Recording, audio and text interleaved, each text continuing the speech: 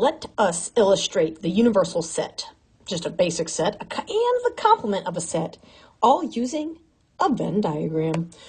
So what is a Venn diagram? Well, let's just draw one just for fun. So a Venn diagram basically has a rectangle that shows the universal set. The universal set is like everything that is included. And then we have circles inside. I'm going to call circles A and B, where A and B are sets within the universal set. Now, therefore, the way we have this drawn, A would be a subset of U, and B would be a subset of U.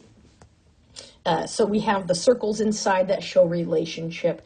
Now, if the circles, like in this case, do not overlap, right now we would say A and B are disjoint because they are not overlapping. They share no common elements.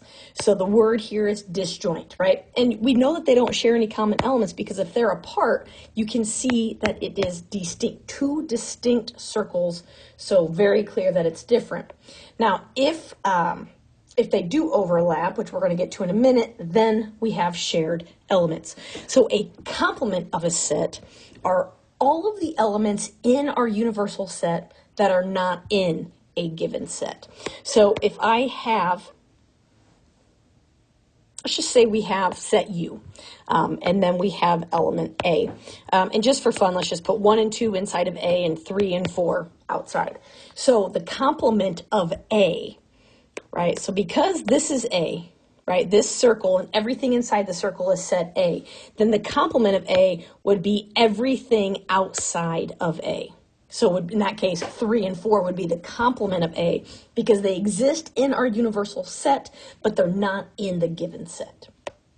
Okay, and just to remember, if we have two circles that overlap, whatever falls in the middle piece, that is the shared elements because you can see they exist in this circle and they exist in this circle. So the overlap is the shared piece or the shared elements.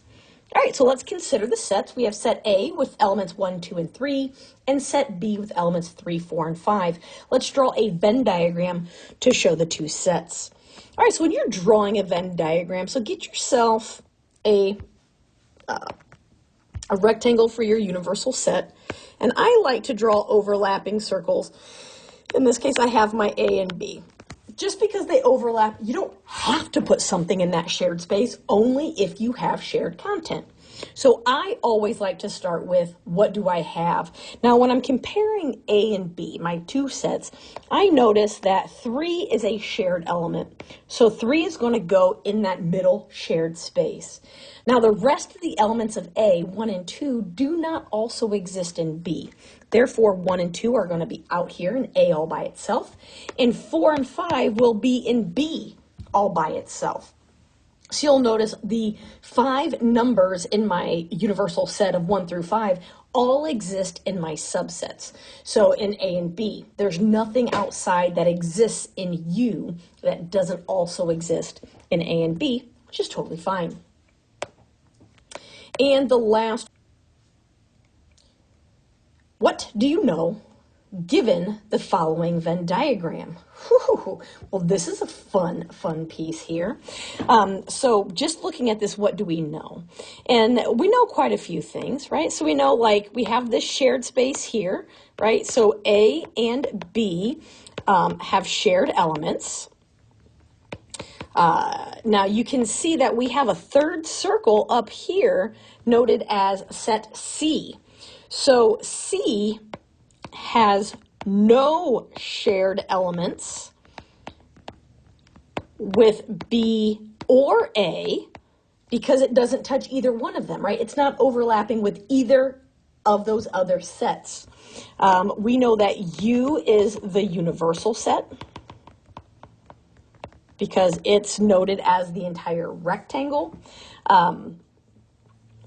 And we could say that,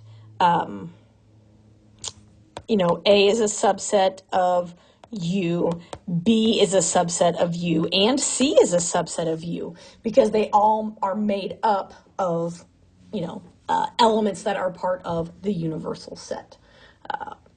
There might be more, but those are all the things that are coming to me off the top of my head. So there you go, Venn diagrams.